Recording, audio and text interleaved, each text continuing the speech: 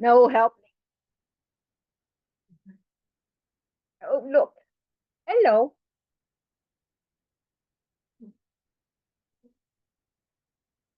And that's Anne.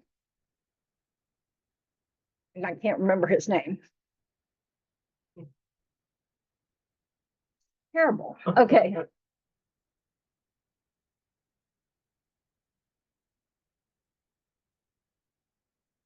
There'll be a test later.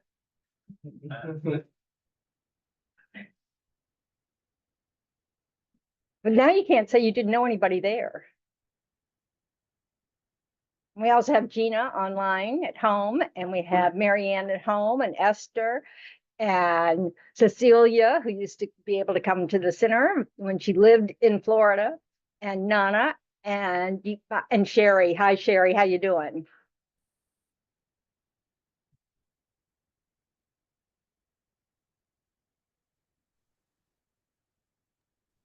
Hanging in there. Hey, good Like enough. we all are. Yeah, no kidding. It's been a right. rough week for all of us, I think. So Yep, here we go. All right. I'm glad you made it. thank you. Um, so half the country's happy, half the country's kind of depressed. So this is a very interesting time. So how do we work with that? The teachings are just perfect for this, I mean, it's just exactly, first of all, most of us support a democracy, and yet when we don't get what we want, we kind of don't like it as much. But which is really hilarious because sometimes our complaints about other is that they don't seem to support democracy. Well, this is the deal. So I hope that all those who are happy about it are correct to be happy about it, but because here we are, we have to work with what we got. And that includes our mind. That's the most important part. So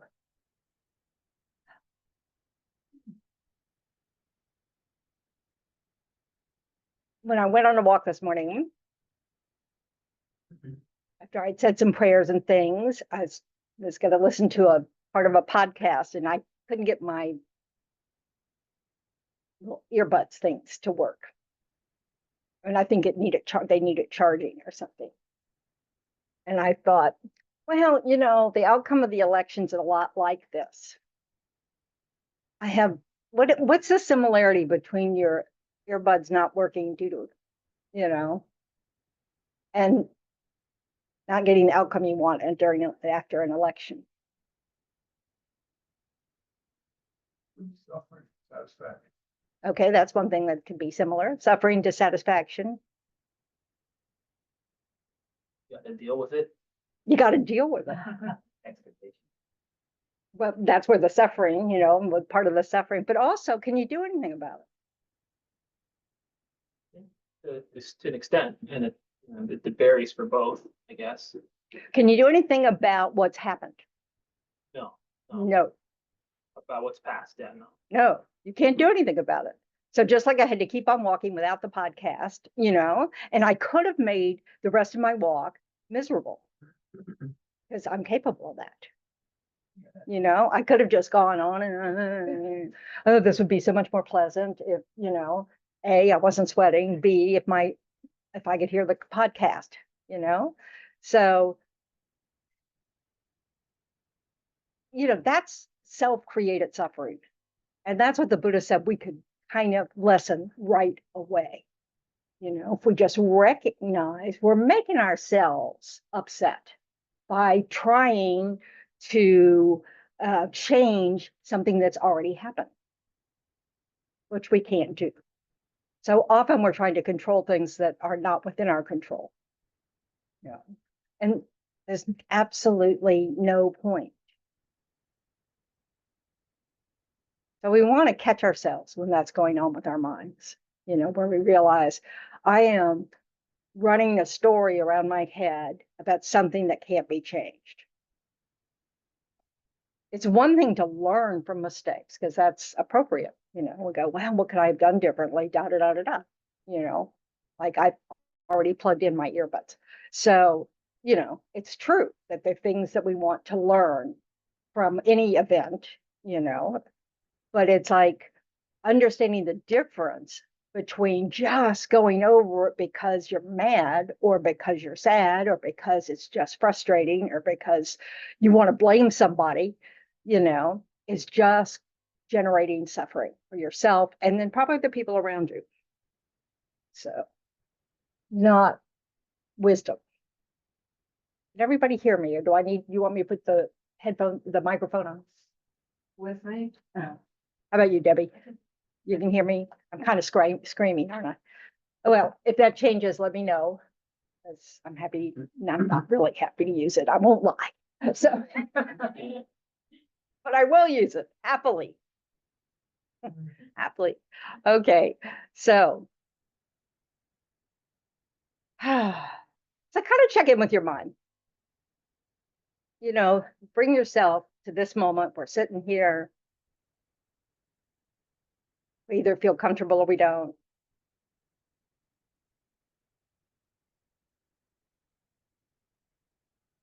Check in with your body. Maybe use your breath to try to release some tension in your body.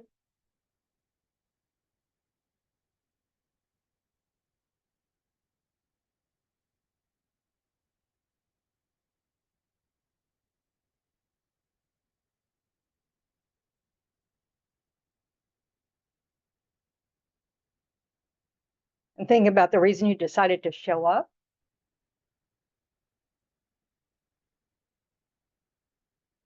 And try to make a good intention to use your time well based on that reason.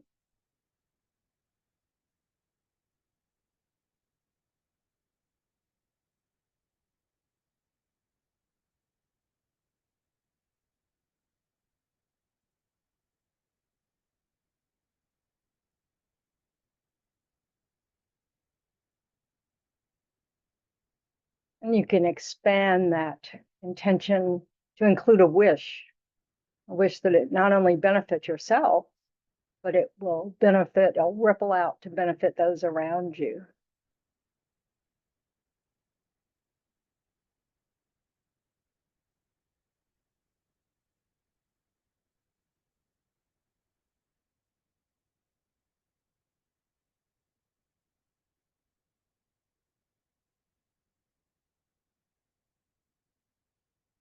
So let's recite the 4 immeasurables. Oops. Start over.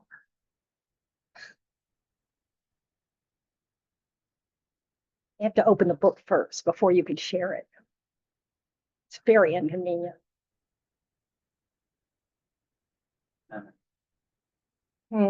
That's not the right prayer. I realize that. Trying to clear off my screen. So on page 34.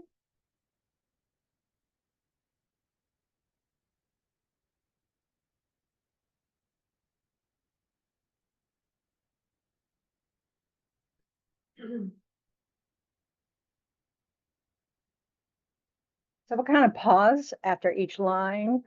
There are 4 lines to try to really send this energy out, you know. So you might want to bring to mind some people you know, people that you care about. There's people you know that are struggling, you know, whatever the reason. But, you know, it's really helpful to make it concrete, you know, that it's not just, you know, words. We want to make it apply to sentient beings, and that can include your pets and, you know, whatever. So it's well, we want to, you know, and you can start with yourself. So you know, while you're thinking about others, you kind of can think to yourself, you know, I also include myself in this group, you know, because it's always important to start with yourself. So the first line, may all sentient beings have happiness and the causes of happiness.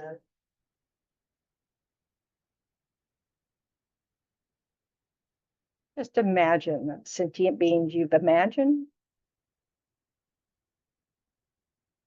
receiving all the causes of happiness.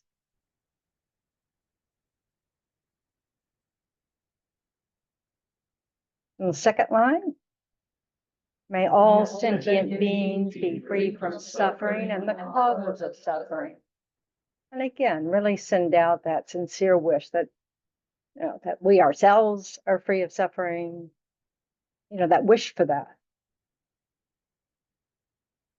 And send it out. And one way to keep expanding it is to send it out to those that that you bring to mind. And then you send it out to all those that are in your circle who would be also worried, who they'd include in their circle. And then you can just keep expanding it out.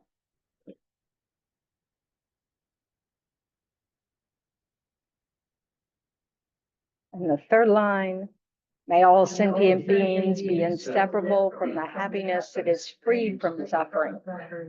This is the wish that everyone reach like a state of enlightenment where suffering has stopped.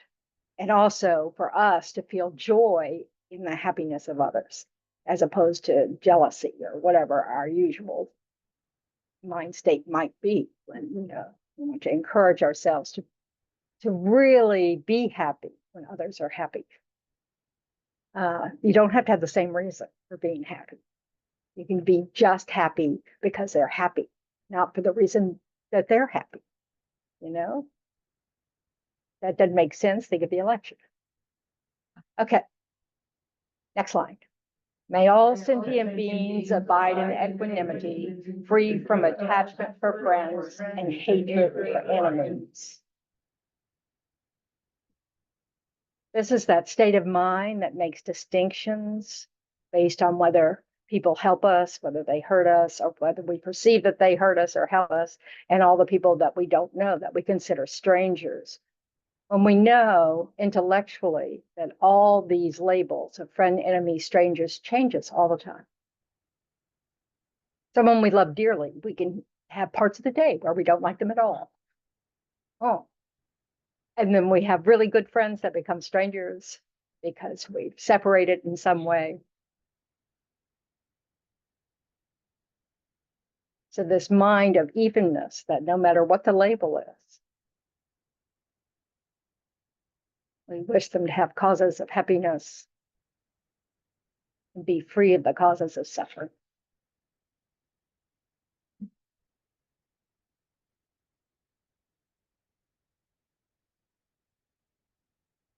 Now let's say refuge and bodhicitta on page 98.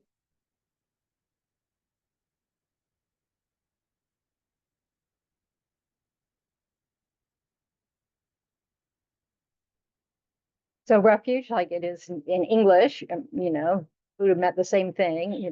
It's where we take, we're looking for protection. We're looking for a safe haven. And so for Buddhist, we're taking, I take refuge in the Buddha's teachings, in the community of practice, in the possibility that suffering can end. So these things are what I hold dear. And we all have, some people have refuge in their family. Some people have refuge in, their friends. So we just want to understand that in this context, it's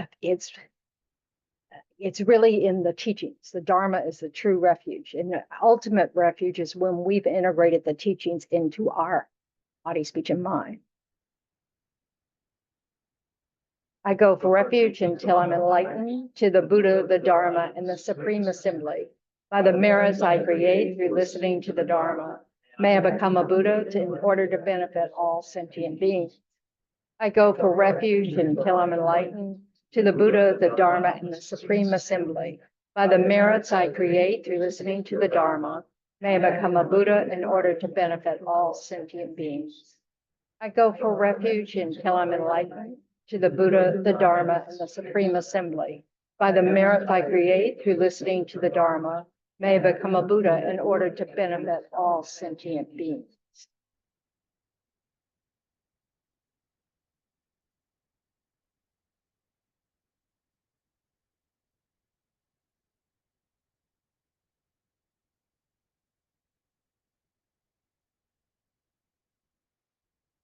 So how are you doing with your minds?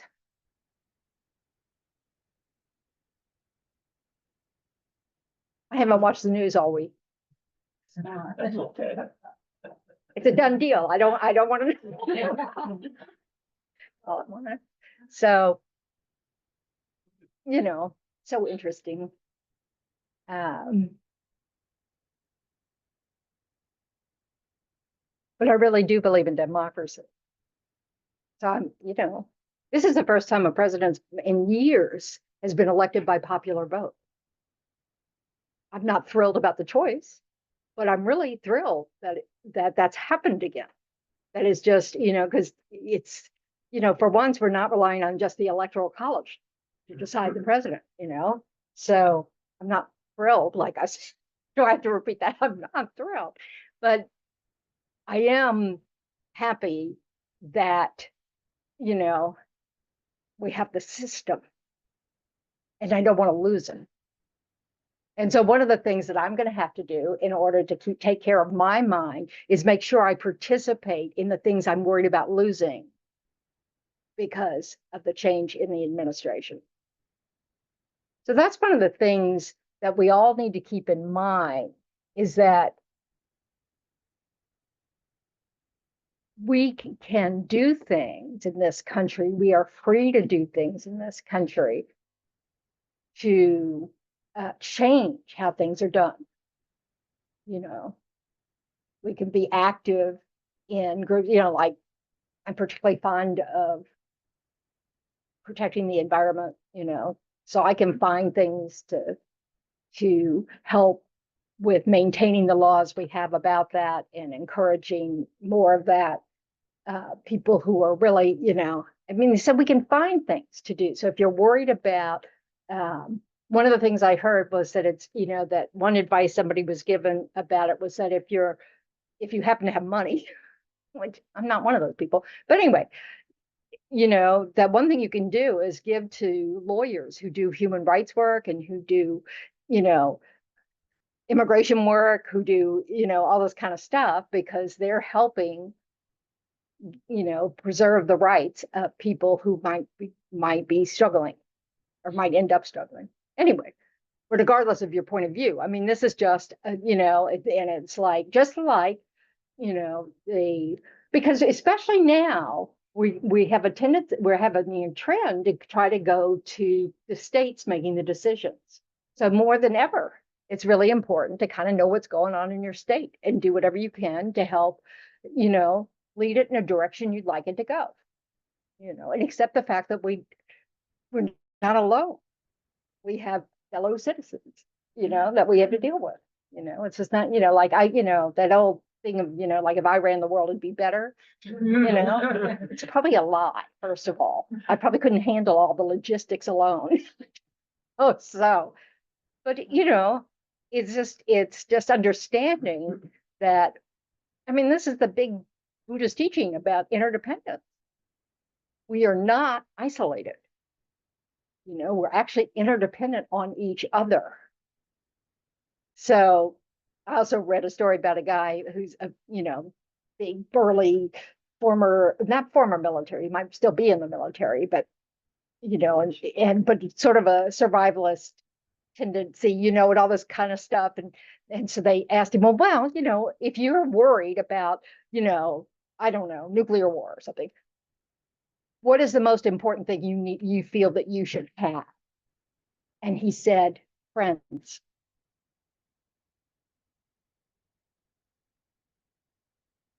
And I think there's just so much truth in that, So they're chairs if you want to. Okay, you change your mind, move. Questions. Oh, whatever.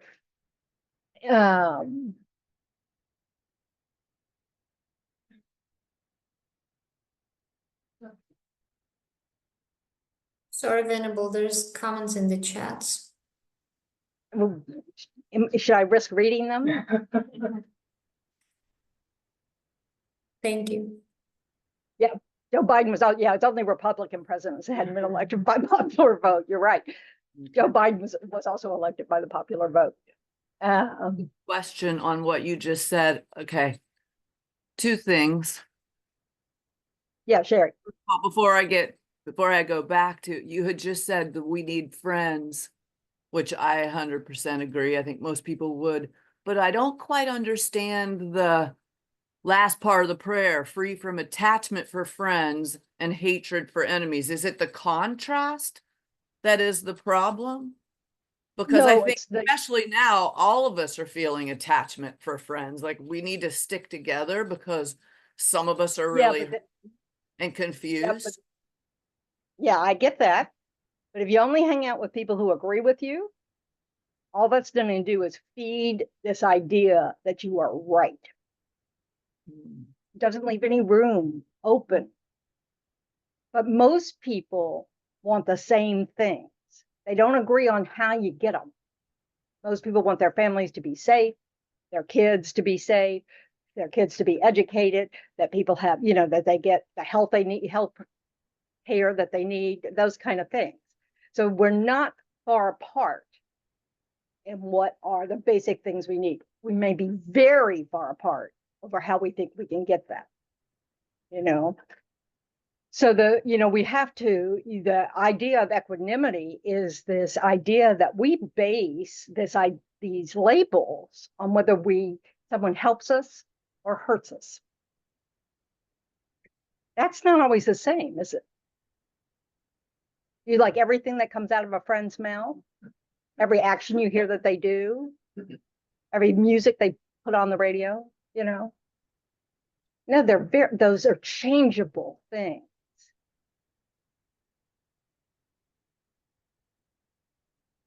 And if you look at the Buddhist worldview, that, we just, our consciousnesses don't end. Our subtle consciousness goes from life to life to life to life. We're stuck with all of us. Again and again, again and again. And we won't always be on opposite sides of the argument.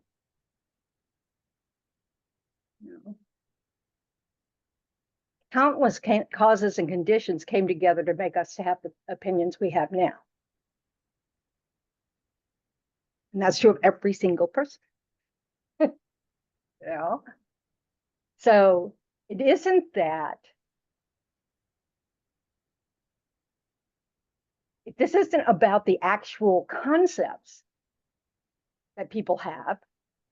It's about understanding that that's what they are, their concepts, They aren't the truth about an individual being.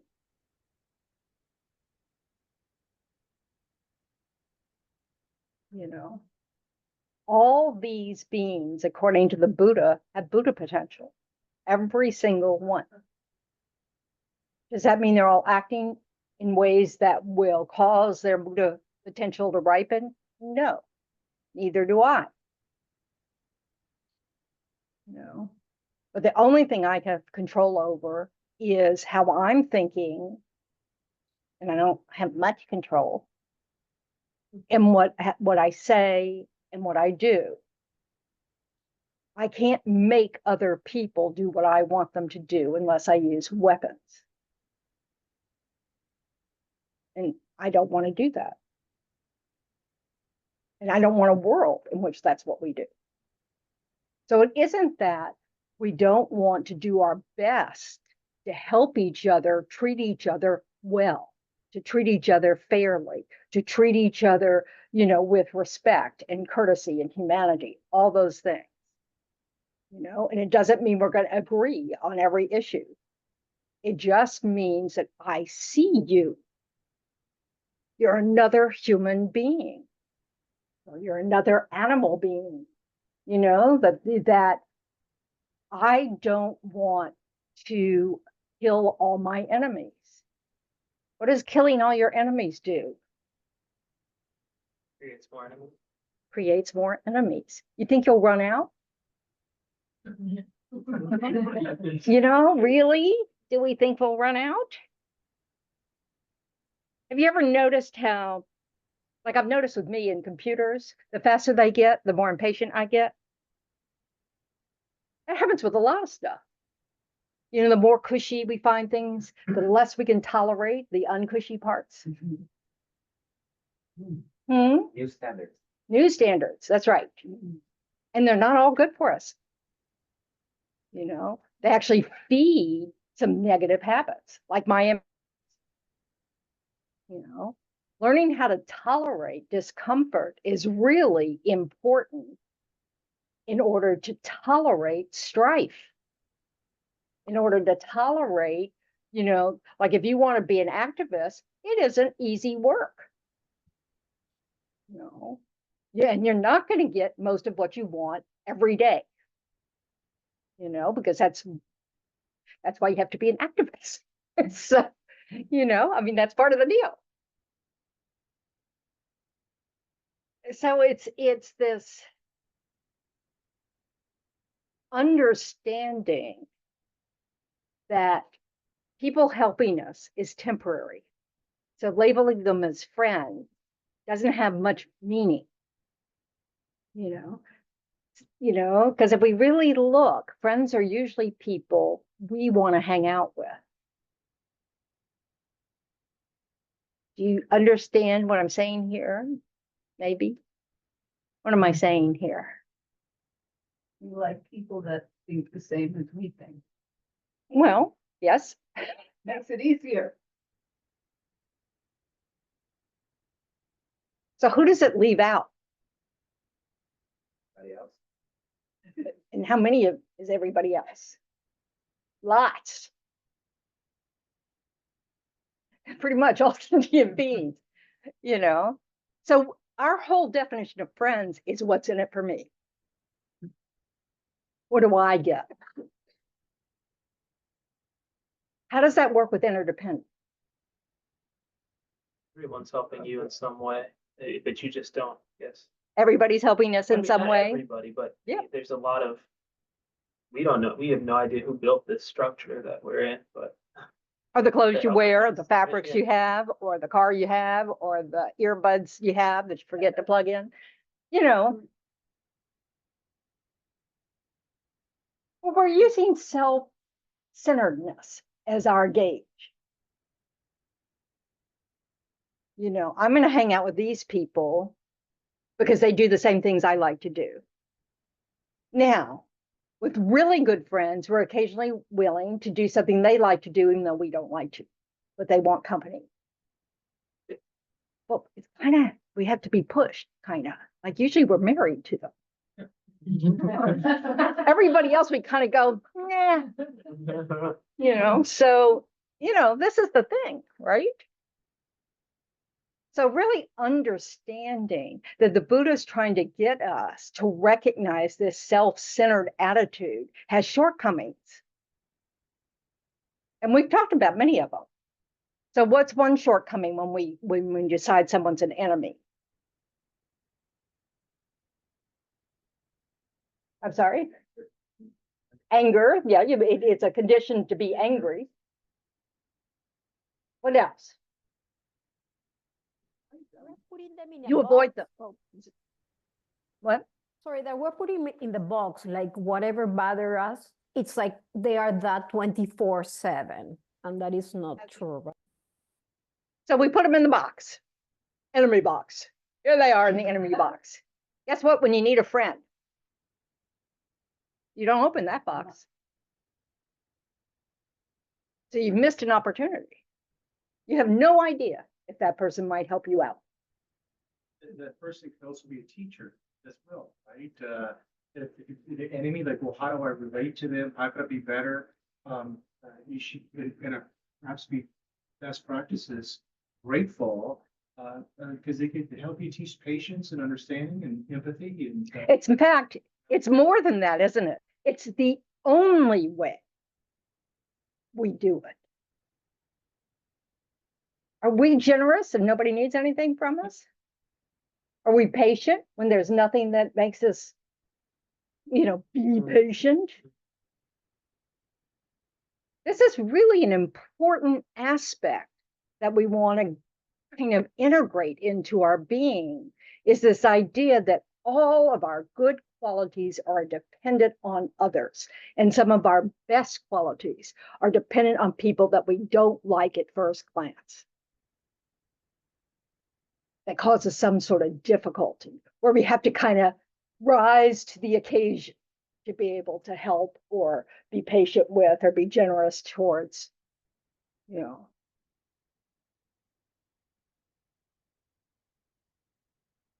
You know how friends sometimes, yes, Melissa.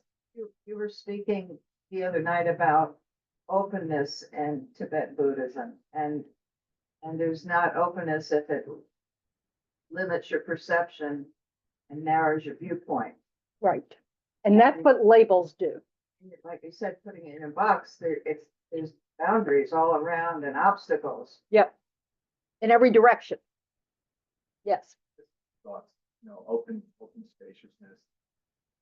Looking at our many lifetimes that we've been here, all of these sacred beings were our mothers, and that's where we develop our wisdom to understand that these people that we view as our enemies once were our Mothers.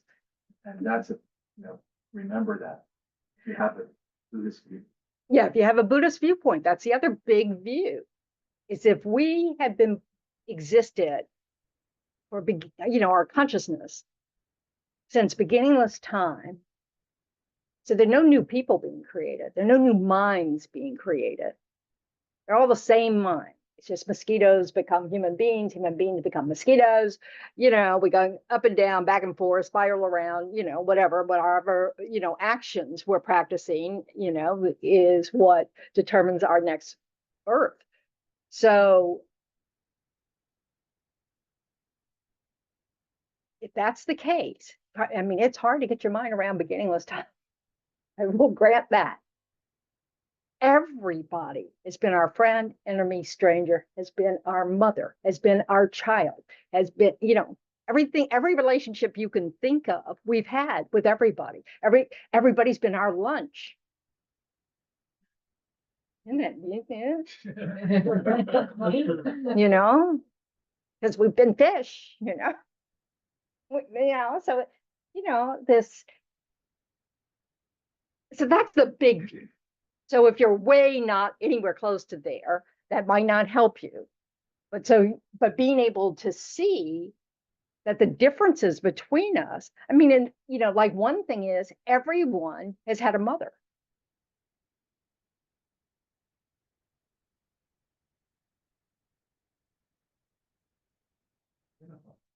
But everyone has a mother. That's one thing that we're all equal on.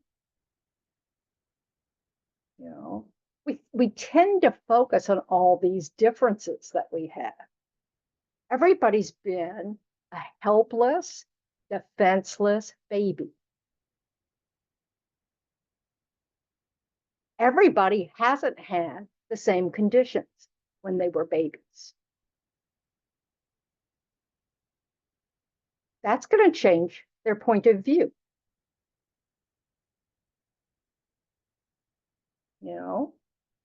So we really need to be as inclusive as we can in our thoughts.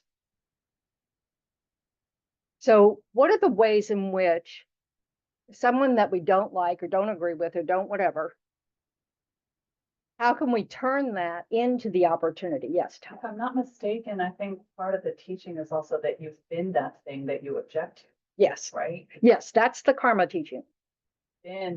You've had that point of view. You've been the person doing whatever it is that you perceive to be wrong. That's been part of your karmic experience. I think. Well, it's not like karmic, it's the cause and effect. Right. routine. Otherwise, you wouldn't have the inference to. Yeah. So if you look at the big view again, not everybody has the big view, but if you look at the big Buddhist view again, there's karma. Karma is a law of cause and effect. It's the idea that we create the cause for what we experience. Now, we've had beginningless time to do this. So we've created a whole bunch of causes, which can ripen into all kinds of effects, both good and bad. And basically, you could look at the cause of being oppressed might be what? being an oppressor in a previous life. The cause, like it was not, I was not a happy person the day I had to start thinking about, okay, the fact that I'm female has something to do with the fact that I was a chauvinistic dentist in a previous life. I've had nothing but dental pain in my life. And I must have been a terrible chauvinist. So, that these divisions we have, we keep trading places because we don't heal the division. I'll share I learned this from here, when enemies just apply it broadly, right, to people you don't get along with. And obviously you shade it right, but I used to unskillfully make judgments about why they acted like that and their character was more permanent. And from here, I said, well, will you share with me why you're angry so I could understand? And that is like letting the cork out of the champagne bottle. You just completely open up and it changes everything. And the reasons or their values, what they're getting at, are often very different than what I anticipated. Yeah, because we think we can read their mind, don't we? Right. I mean, how many times have you had that thought? Oh, I know what they're thinking.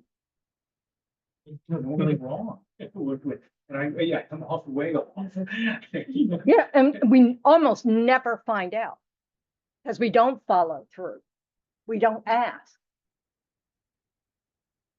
and we don't listen. So why do we not need to ask? We don't ask, that's true. So why do we not have Ask? the awareness? Because we're thinking, all we're doing, the Buddha said, we're so self-centered. Everything, like we see ourselves as the center of the universe, big mistake, we come from that perspective all the time. We think other people must see something the same way we do. It doesn't occur to us, that no, they don't see it that way. They don't see it that way at all. It's not the same experience. Children do not have the same parents. Their experiences are different, from their siblings.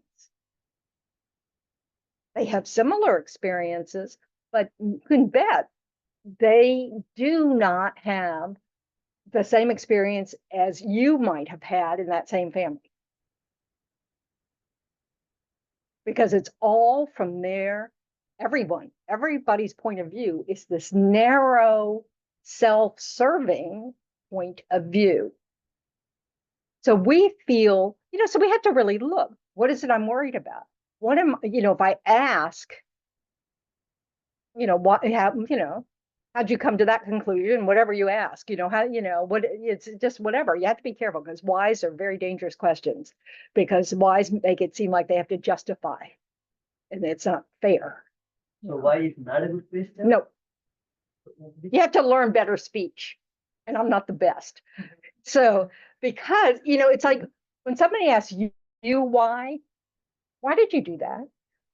You kind of can get on the defensive pretty quickly. So you have to come from a place of genuine interest, not genuine judgment, where you're about to go, oh, well, that's a bad reason. You have to watch what's going on in our mind. Do we have a list of judgments ready to bounce as soon as they open their mouths? Again, spousal relationships are often like this, partners. If why is not a good question, then what is the good question to ask? Well, you might want to explore something with someone. Well, let's talk about that some more. I'm interested in your point of view. And as soon as you start finding yourself, that little gut feeling like, you want to step back and go, okay, I'm taking this personally. I'm not in any danger here. So it's a conversation. So we have to be aware as soon as our self-interest kicks in and wants to control the conversation. You know, this is, in one way, I mean, this is not easy to do, but it's fun to do. It really makes relationships much more interesting because it opens up, you know, just think about it. I mean, everybody in this room has a different perspective. Everybody in this room hears different words. We all miss certain sentences, you know, not the same one. We just, you know, because we're distracted for a moment, something's caught our attention, and we're thinking about that.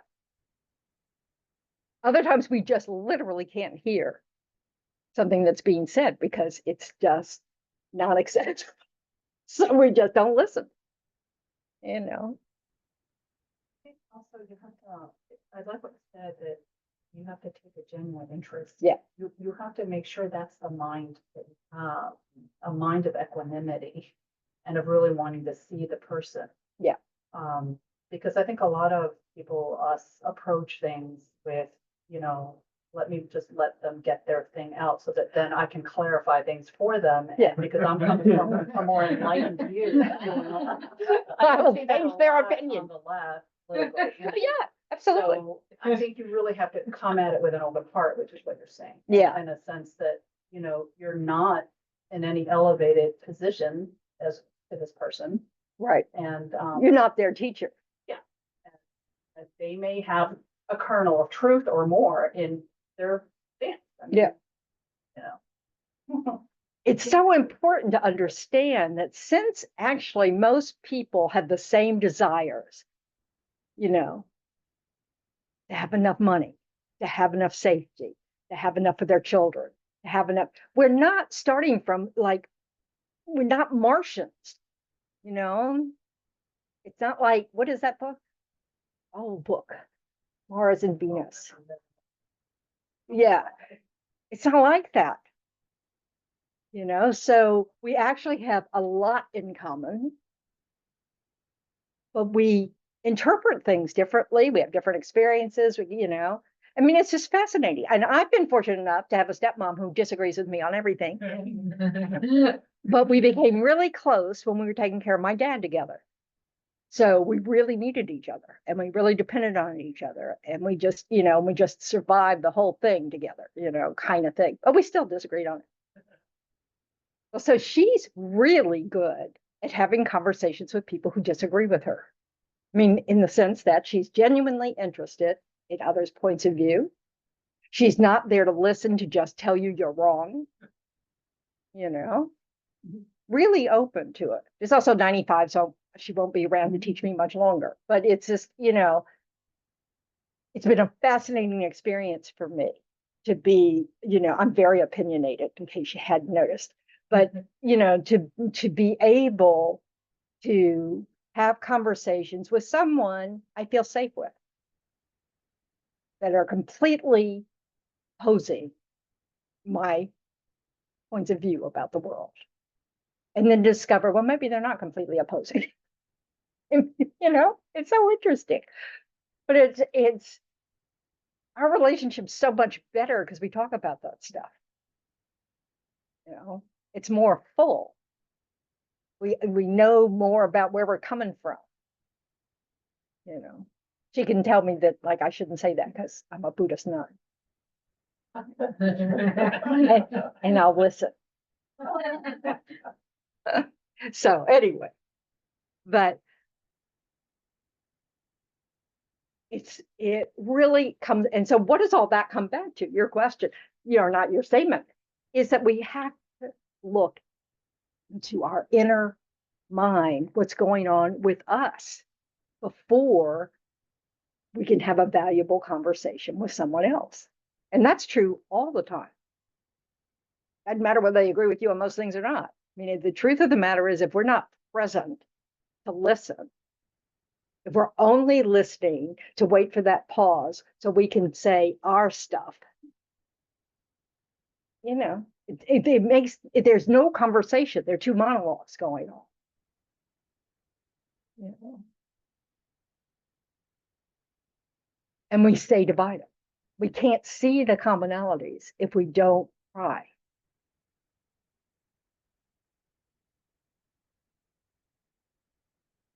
And I tell you, the next time there's some crisis where you need help, you hope politics isn't the subject of conversation. And it usually isn't. People just help each other. There's the positive idea, the old folk song from a long time ago, we shall overcome.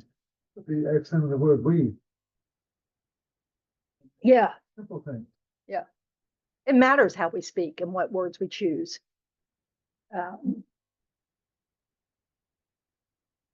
That's why pausing is so helpful.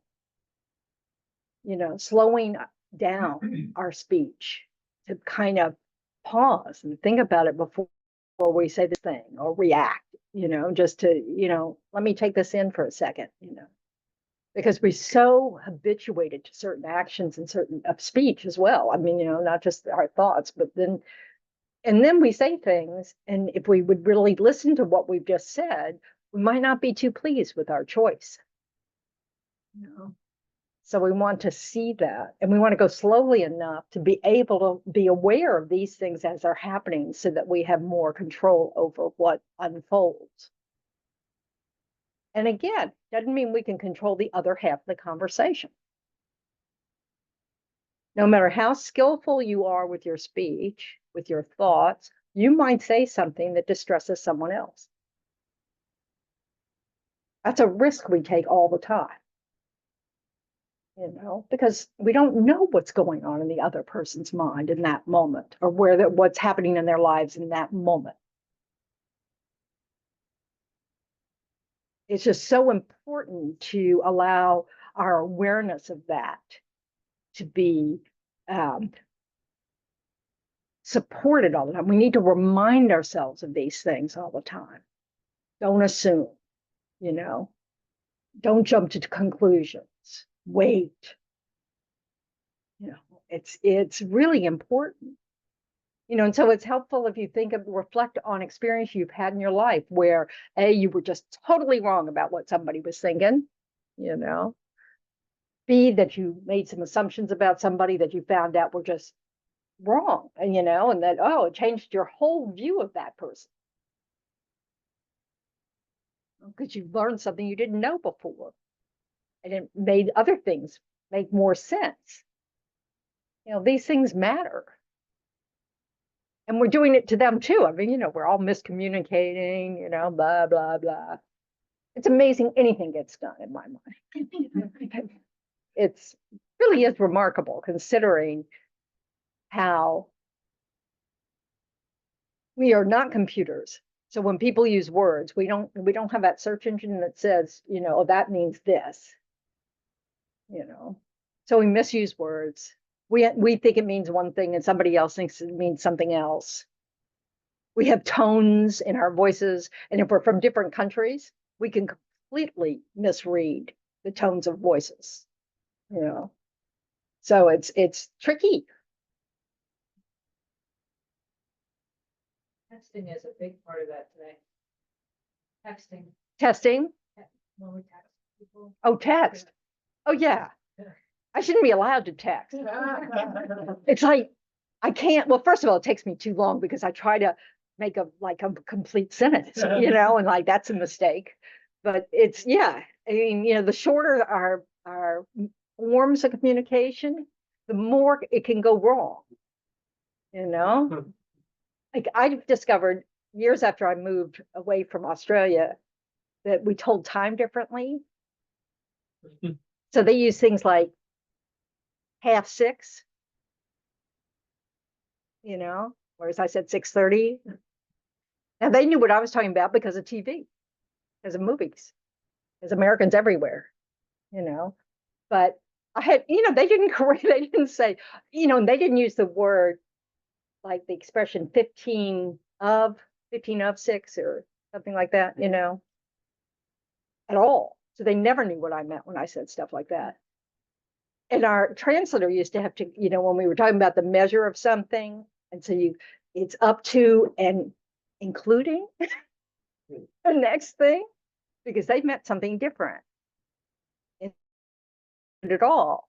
So it was like this whole, it was really, we kind of go, do you mean up to that point and the next layer is beginning at the next point? You wouldn't think that matters, but it did. So communication's hard, language is hard. So it's worthwhile checking up. Am I understanding what you're actually saying? And learn to have a kind speech. Yes. Sir. So how can we increase more self-awareness? Right? It's about like becoming aware of taking a pause while speak so we can know what we're talking about, right? So what's the best strategies? Is to shut up. I'm not kidding. No, That's what you have to just let me pause here. And you just, you listen to what's going on in your mind.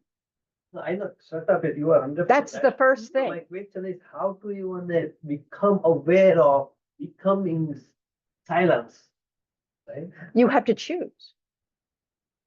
You have to make the decision. I'm going to pause before I say anything. But then remembering that part, You have to like practice when it. you practice, Yep. So you Yeah. sit up, you wake up in the morning and you go, okay, my goal for today is to at least pause 3 times before I say something. And then at lunch you go, have I done that at all? And you go, no, I guess I'm gonna try harder. What do we usually do? Not to criticize. What do we often do? Talk without thinking. Well, we talk without thinking. Also, we make promises to ourselves and what? Nothing. Exactly that. We don't follow up. We don't do it. We don't check in. We don't hold ourselves accountable. We just keep doing the same old thing. yeah. And then we keep being so shocked it's the same result. Yeah, but That just becomes an empty vow. yeah, I said, yeah, we made it. we forget that we made the promise. Right.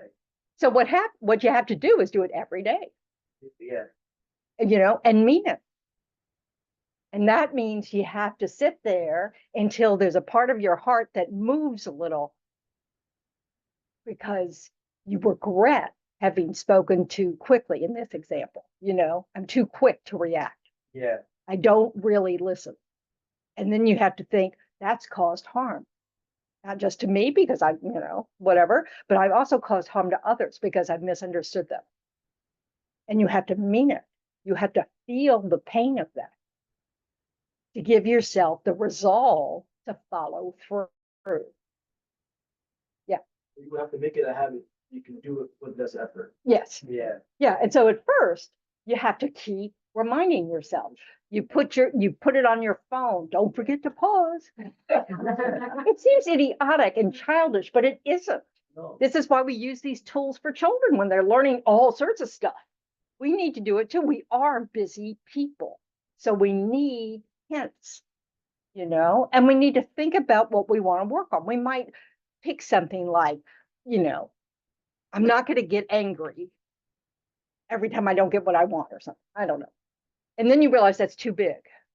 I can't do that, so you make it smaller. And you keep redoing this, you check up. And and then eventually it's a habit and you don't think about it anymore because you're now doing it. It just is what you do. And what's so wonderful about it is then you get to a point where you realize, oh, I can't lie to myself. So it's such a, you're so aware of what's going on. Doesn't mean you necessarily change what you say or do. It just means you can't hide from yourself. And as you said, like putting on a phone is a very effective strategy. Yep, because I do that. I look at the phone. We look at the phone all the time. yes. So it's a really good use. If you use Yeah. your phone all the time, it's an excellent tool. And I put like a screenshot, so when we see it. Yep. As soon as we open the phone. Suddenly it's like, you want to be notified. Yeah. Yes. So that to be more conscious, more aware of the behavior. Okay, say that again to me. Would you consider it to be more conscious, When it becomes a habit, or be more aware of your behavior? that, yes, being more aware of our behavior and how we're thinking helps us live our lives. Because usually we spend all of our time thinking about the future or the past. So, which is, yeah, not here, already done. And we miss the present, you know, and the present's when we have the opportunity to really listen, or to really, to take a pause, to think before we speak. You know, if we don't make the present a habit, we don't make use of any opportunity we have, you know, because it's like, and of course, when we start, it's mostly that night we go, oh, I didn't do it. I didn't do it here, here, because we're still practicing. We're still beginners, you know, but if we do that, and then we allow ourselves to really feel bad about it. Oh, I've let myself down, and that hurts me. I'm going to resolve to do better tomorrow, you know, and try harder. You know, this kind of thing. We have to be realistic that, you know, until we are liberated from samsara, we will repeat mistakes because we have the seeds of those mistakes in our mental continuum. That habit is there somewhere, and we might get really good at not listening to that push to do something unskillful. But the fact that it's still part of our mental habits, it might arise giving new conditions that you haven't experienced in a while. You know? So, because like none of us know, I mean, some of you might, that's the huge assumption. But like, if tomorrow World War III breaks out, most of us don't know how we'll behave, how we'll feel in that, because we've been very fortunate in not experiencing that during our lifetime, or at least when we were, you know, even that predates me, maybe old, you know? So we really don't know what we do, what we'll be like in every condition that we might meet. But the more we practice being able to know what's going on in our mind, the more likely we can start getting control of it. You know, so that even in hard circumstances, we're able to step back and go, okay, you know, I need to get a grip. As this has happened, you know, whatever. So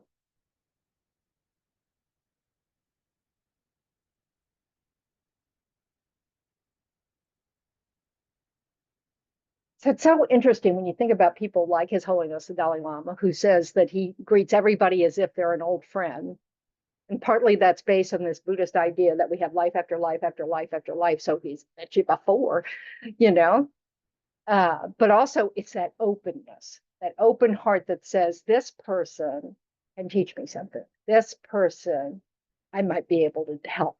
This person has value, you know. And along with that, His Holiness thinks I have value. You know, so it's an interdependent thing. It's not just one person has value and the other person doesn't have any value. We all have value. You know? And some of us are more skillful than others, but almost everyone is unskillful at something. And almost everyone is skillful at something. And probably everyone. You know.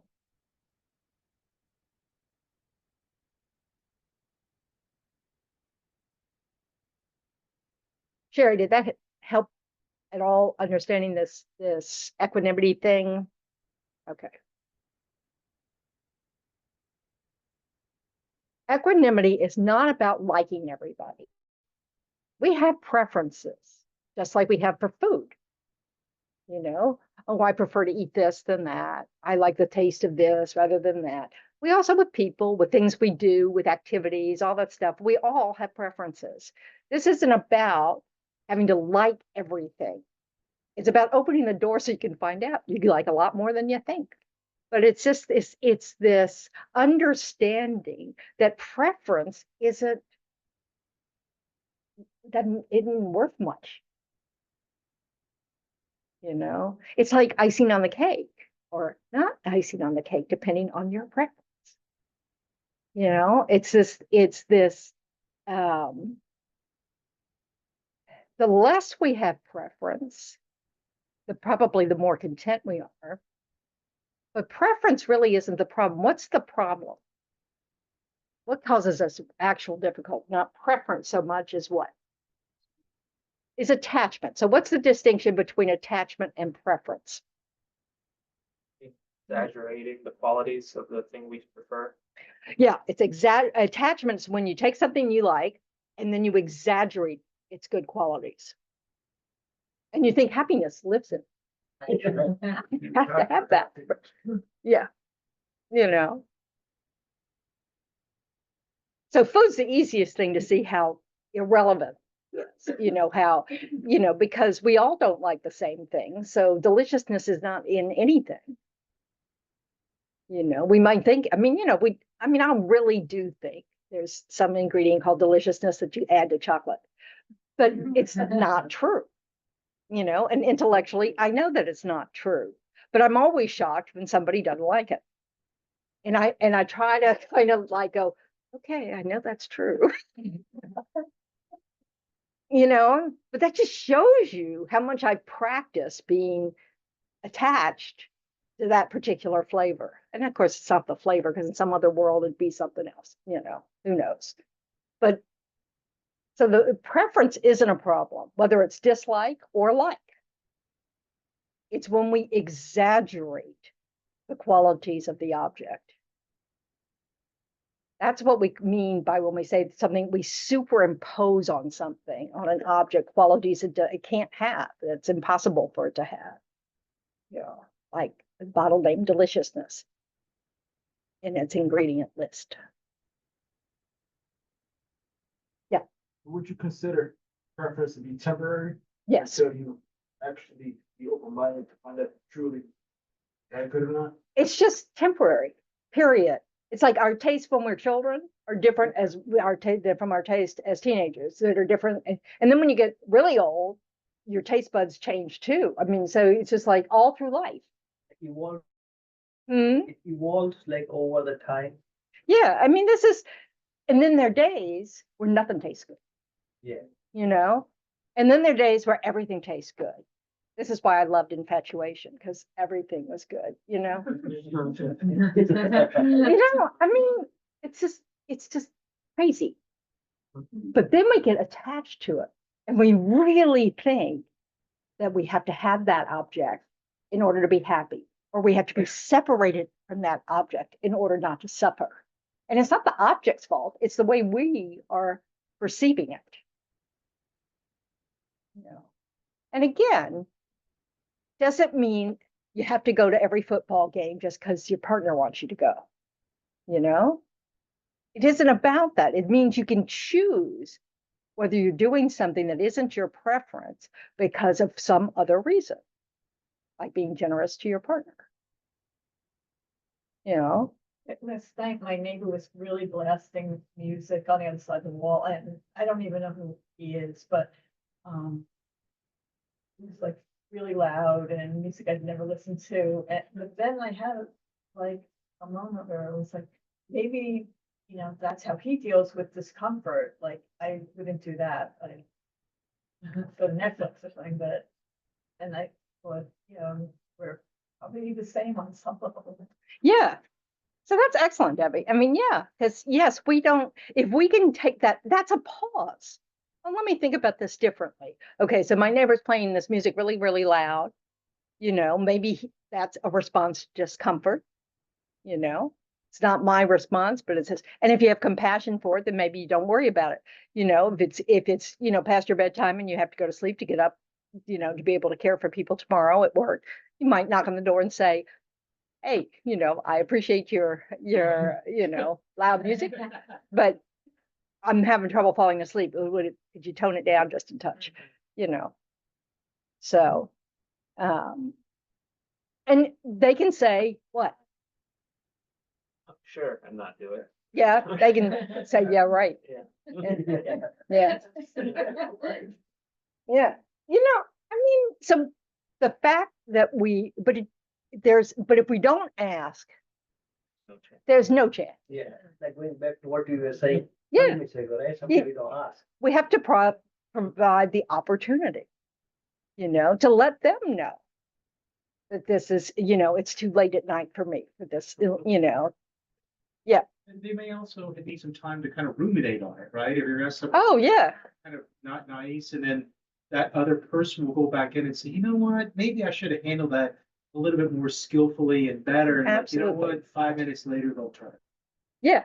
Or the next time that somebody else is doing something that really annoys them when they're trying to sleep, they'll go, oh, I bet this is how she felt. It's a learning experience for all of us, and we forget. Almost like everybody is a teacher and everybody is a student. Yeah, it's exactly like that. Yeah, it's exactly like that. But we have to be open to that. And it doesn't mean everybody, what they're actually saying or doing is what the teaching is.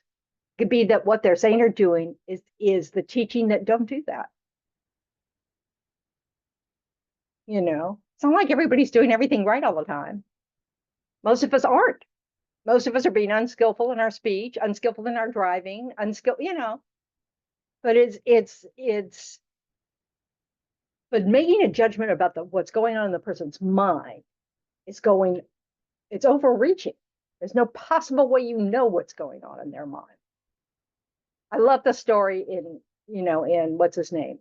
Stephen Covey, is that his name? This probably predates most of it. 7 highly effective habits. Yeah, the 7 habits, highly, blah, blah, blah, blah, blah. I know what the title is. 7 habits of highly effective people. I think that's. Yeah, I think it is too. Anyway, so he gets on a subway car in New York. I think it was, this could be, don't hold me to any of these specifics. Okay. So it could have been a bus, it could have been a streetcar, it could have been, a subway car. I don't know. Anyway, so he gets on, and the guy gets on with his 3 children, and they're running amok all over the thing, and irritating anybody else in the car, but mainly Stephen Covey. He's telling the story, So finally he decides, oh, it's not kind for me not to say anything. So he goes and talks to the man. He says, your children seem to be a little out of control, and he's the kind of person that probably had pretty skillful speech. He has 9 children for one thing, and he goes, oh, I know, we just left the hospital. My wife died of cancer and I don't know what to do. Well, in that moment, everything changed, and we need to remember those moments exist. That what we are thinking is going on isn't at all what's going on. And yeah. No, I love that, because I was thinking, you said monologue. It's someone always says we need meaningful dialogue. Right. And I think that's for me, I'm guilty of that. Know that holding what the other person is saying as equal to what I'm saying. Very important. Yeah. That's extremely important. Yeah. And so most of us actually, if we think back in our lives, probably had a moment like that. And we don't recognize it, but it's like the person you ask, did you have a good trip? And they go, oh, I was at a funeral. And you go, oops. So, but we really don't know what's going on in people's lives. I think I shared with you that when I was living in Chenrezig in Australia, we all got lunch from the little cafe on the property, and so we had long lines, to wait for our turn and stuff.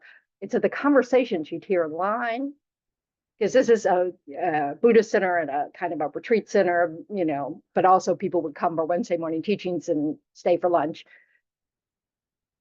Well, people come to spiritual centers for a reason, and it's usually not good news. So I'd hear all these conversations about this person having, their child who is, got MS, or this relative is sick with this person has mental health issues, this person has, it was just nonstop. Everybody was there because there was some major suffering in their life, except for the nuns. Like sometimes suffering, promotes the spirituality. Yes, absolutely, because we're seeking refuge. Yeah. You know, we want some more peace. We want to understand how to respond to what is impossible situations, sane, with a calm mind, so that you can be effective. You really can't help people if you're just freaking out. So life's full of these things, so that when we're driving around judging everybody, and we're just you can see what my mind's like, but it's we've got to remember that the world's full of heartache, and devastating heartache, not just oh, I didn't get my latte on time. It's there's really big stuff happening to people, and we want to be sensitive to that. Some people do such a good job of that. Yeah. If they can do it, how can I do it? Yeah, that's right. And it's about becoming aware. And one of the things that yeah. So would you consider like suffering being a way of character building? Character building, suffering is an opportunity for character building. It might not be, but if we use it, it's like, I have friends who now that they've been trying to practice for a while, and they end up in the hospital. They spend the time in the hospital thinking about all the other people in the hospital. And and they practice Tonglen, which is a practice of taking and giving. So they practice on what my suffering be this, I'll take on everybody's suffering. And so nobody else has any suffering. Now, obviously you can't actually do that, but it's a good way to, like just what you're saying. You're developing your strong compassion and your wish that you could do it. Have gratitude, right? Yeah. Like if there been levels of people in life. Right. It could be Gratitude. a lot worse, you know what I mean? Yes, It could be a exactly. lot worse.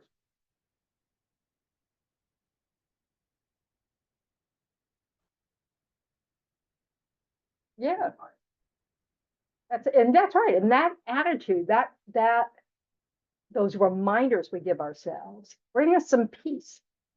It's just that reminder, because our heart goes out. When we feel connected to each other, we feel better, even if the connection suffer.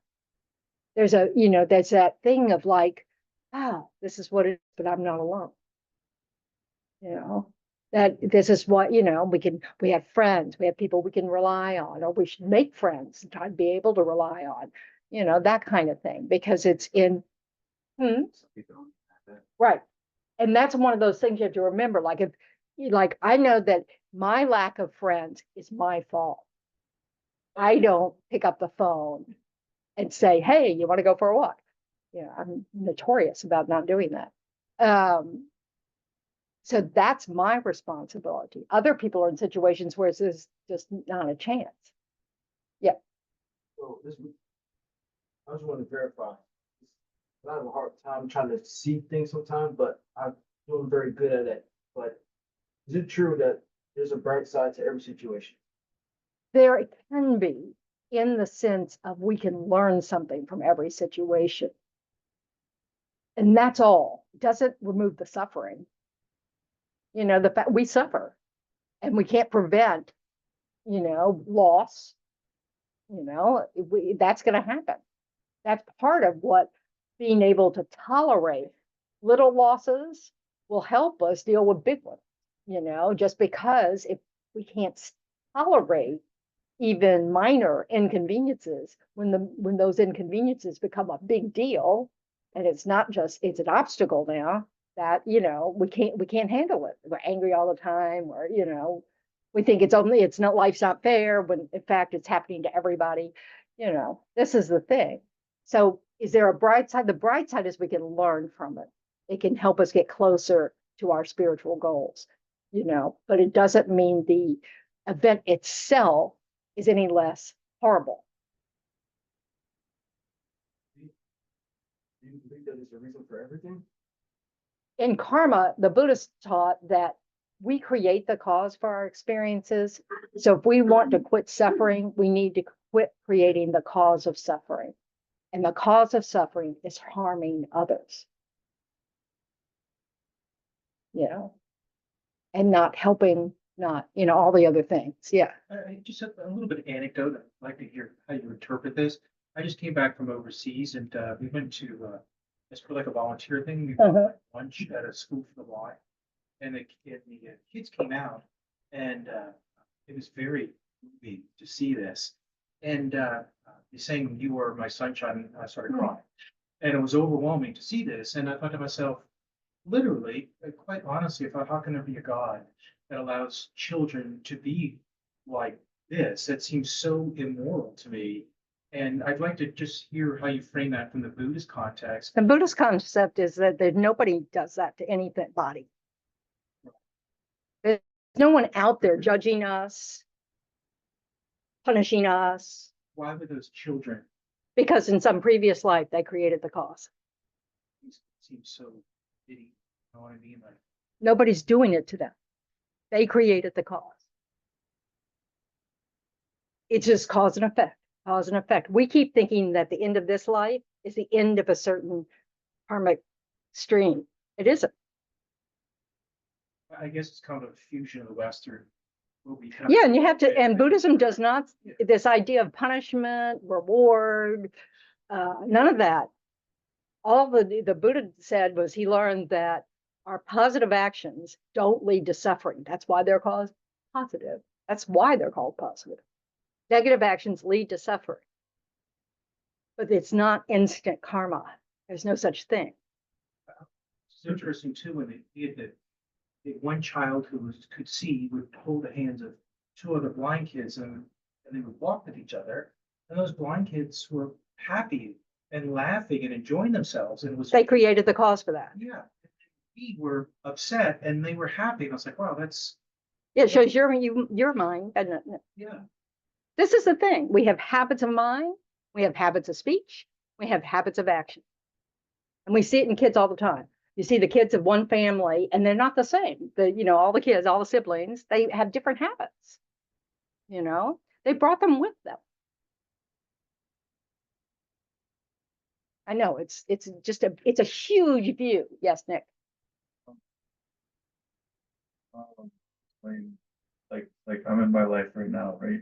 What happens in between this life and my next? There's a bardo life, an intermediate state where you're looking for your next parent. Is how long is that take? 49 days at the maximum. Oh, yeah? Yeah. For everybody? Or Everybody, even including everybody. enlightened people? Enlightened people don't go through this. Enlightened people are out of this cycle of birth and death. They can be in the cosmic. They're in bliss all the time, no matter where they are, because they haven't created the cause for any suffering. This is a big view. I mean, I can't explain the Buddhist view in 37 words or less. Not going to happen. Yes. You change your mind so that your actions of thought, your actions of speech, and your actions of body no longer create any causes of suffering, that there's only wisdom. So you perfected compassion, generosity, patience, wisdom, all these good qualities. The Buddha said that's the proof of our Buddha potential, is that we all have these moments of compassion, kindness, and that's the base. So it's just polluted with all our other stuff like greed and self-centeredness. That's a big problem. We see everything from the perspective of me and you. And we think that we have to cater to the me, and that means depriving you because there's not enough to go around. So, none of that's true, but that's what, we kind of, so it's a huge subject. One last question. Yeah. A lot of Buddhism makes complete logical sense to me, and then it gets this level like 49 days or whatever it is, and I think, okay, well, that seems maybe so blunt. It's like almost like this medieval construct of like. Yeah, and who knows? I don't know if that's true. Yeah, and then like, okay, well, why does it the discrepancy like logic? That's your mind. Sure. Other people will not have that response. Other people don't have that response. What is that explains the process? Like The Buddha taught them that. And it's huge. I can't possibly answer that question. Is there any book that we can read into it? Oh, yeah, there are all sorts of books. There are a gazillion books about why 49 days. 42 days. No, no, we're talking about specific- Because That's part of it is because it's not under our control, Between two lives, what happened? Like, you know, presenting the path. It's not under our control. So it's just like, we're not waiting around in the bardo going, I'm looking for, this. No, we're out of control. It's our habits of mind that are gonna be looking. So it's not under control. I don't know why it's 45 days. I don't know, blah, blah, blah. And His Holiness says, when science proves Buddhist cosmology not to be correct, you have to throw out Buddhist cosmology. It's just, because the teachers teach according to the people they're teaching, so, a lot of Buddhist cosmology fit the circumstances of 2,600 years ago, the people's thoughts were then. So it's just, what cause and effect, we see that all the time. What we forget is that, or what we don't appreciate is that consciousness has an effect. Otherwise, nothing man-made would exist. Our consciousness, changes things. So, and that's part of cause and effect. You wouldn't have apple orchards without people. Somebody had to think of that. sometimes that cause and effect can go from one life to another life. Oh yeah, almost all of them go to the next life. If you want to see what your next life's going to be like, look at your mind. If you want to see what your last lives were like, look at your conditions in this life. Does that mean it's just like, no, we're talking beginningless time here. It's huge. Yes, Melissa. Can someone be in the hell realm and at this time, just due to past actions? That's the only reason they'd be there. Pardon me? That's the only reason they'd be there.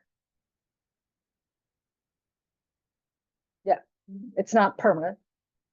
It's, when that seed exhausts, they're out.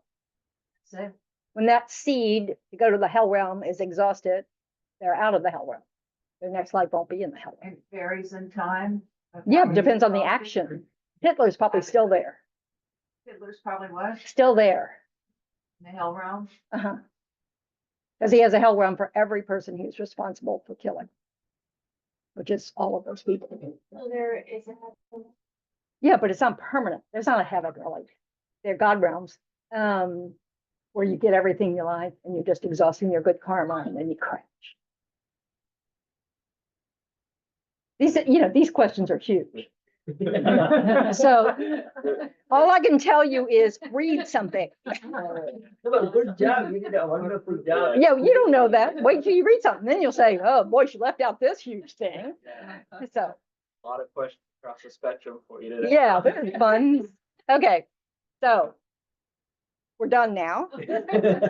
Just, any burning question that just can't go another week? Okay, so, all right, so, okay. I hope you guys at home could hear, because I didn't repeat a whole lot. Because it was all happening too fast. So now we want to dedicate our positive imprints. Our positive imprints will ripen as positive results in the future. Most likely not this life, but very strong virtues can ripen in the same life. Same with very strong negativities can ripen in the same life. But generally, you can't look at someone and say, oh, they created that cause last week and I saw it. This is not true. So, oh, well, thanks for appreciating my sense of humor. Okay, but now we have the ability, due to the teachings, to know that if we actually practice generosity with these positive potentials we've created on our mind stream by imagining them helping others with their problems, that magnifies the merit of them, so to speak, you know, it makes them bigger. So, so we go to 244, which is, nope, 246. I'm always wrong. Okay. All right. So take a moment to rejoice in your positive efforts, you know, whatever, curiosity, the fact that you're trying to listen to learn something, the fact that you're just considering other points of view, all those things. So rejoicing about not only our own positive things, but everybody else's gives us all more positive things. So this is another good reason to be happy with other people's happiness. So you rejoice in all the good stuff that's happened today, that's happened in this life, that's happened in all past lives since beginningless time. May all beings everywhere, plagued by sufferings of body and mind, obtain an ocean of happiness and joy by virtue of our merits. May no living creature suffer, commit evil, or ever fall ill. May no one be afraid or belittled with a mind weighed down by depression. May the blind see forms and the deaf hear sounds. May those whose bodies are worn with toil be restored on finding repose. May the naked find clothing, the hungry find food. May the thirsty find water and delicious drinks. May the poor find wealth, those weak with sorrow find joy. May the forlorn find hope, constant happiness, and prosperity. May there be timely rains and bountiful harvests. May all medicines be effective and wholesome prayers bear fruit. May all who are sick and ill quickly be freed from their ailments. Whatever diseases there are in the world, may they never occur again. May the frightened cease to be afraid, and those bound be freed. May the powerless find power, and may people think of benefiting each other. For as long as space remains, for as long as sentient beings remain, until then, may I do remain to dispel the miseries of the world. And the prayer for the long life of His Holiness the Dalai Lama is on page 244.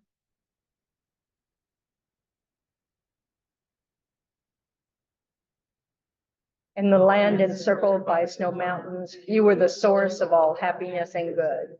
All-powerful Shenrezi, Kenzin Gyatso, please remain until samsara ends. And then on page, I don't know what page, it's page 234. Quick return? Yep. Yes. Okay, for the swift return of our teacher, Lama Zopa Rinpoche, passed away a few years ago. Here. Okay. This prayer was written by Dalai Lama. Here. Yeah, not all books have it. Peerless teacher and assembly of the children, the victorious ones, Shravakas and Pratyeka Buddhas, victorious Losam father and sons, along with the lineage masters, all the objects of refuge of infinite lands, please bestow the virtue and goodness of accomplishing this prayer here and now. Holding and spreading the Muni's precious and complete teachings through explanation and practice. You wore the armor of patience that's never discouraged. Incomparable venerable Guru, to you I make request. While striving single pointedly for the sake of the victorious one's teachings, the sole gateway to which all benefit and happiness emerge, and for mother living beings, you suddenly departed to peace. What a great loss. Nevertheless, through the undeceiving truth of the blessings of the ocean of the three jewels and the great waves of bodhicitta of the children of the victorious ones, may the smile of a reincarnation swiftly beam in glory for fortunate disciples. Okay, so thanks, Margaret, Jim, Melissa, Morgan, Nick, Jernell, Hernan, Tal, and Gisela. Rao. Okay, Steve, Randy, Roy, Debbie, John, Anthony, Sharon. Wait a minute, I got it. Wait, don't tell me. Julian, Kim. Oh, rat. Dylan. And did I get Kim right? Okay, and you, Eric, Aiden, and Eric. Eric, Aiden, Eric. Wonderful. Okay, so have a meaningful week. Thank you. All right. Medicine Buddha Puja on Friday. Medicine Buddha Puja Friday. So if you have anything you're worried about or a job you need or whatever, come to Medicine Buddha Puja. Thank you. And thank you. And we, Also, I just want to say that we've extended a week in collecting food for the Broward Pantry. So if you can, Thursday night, you bring it, let's see, Friday night or next Sunday. okay, Okay, thank you. thank you. And Dina, Thank you, Tendron. That was wonderful. Thank you. thank you, Brian. Good to see you guys. A lot of stuff there to digest. Yeah. Thank you. Too much. Yeah. Okay.